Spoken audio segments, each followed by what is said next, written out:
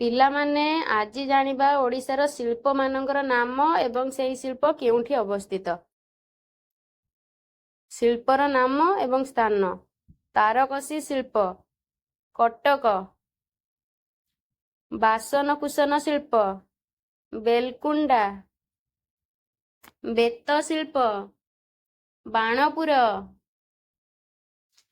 ଚାନ୍ଦୁଆ ଶିଳ୍ପ ପିପିଲି। ପାଟ ବସ୍ତ୍ର ଶିଳ୍ପ ବ୍ରହ୍ମପୁର। ରେଶମ ଶିଳ୍ପ ମୟୂରଭଞ୍ଜ। ହସ୍ତତନ୍ତ ଶାଢ଼ୀ ସମ୍ବଲପୁର। କତା ଶିଳ୍ପ ସାକ୍ଷୀଗୋପାଳ।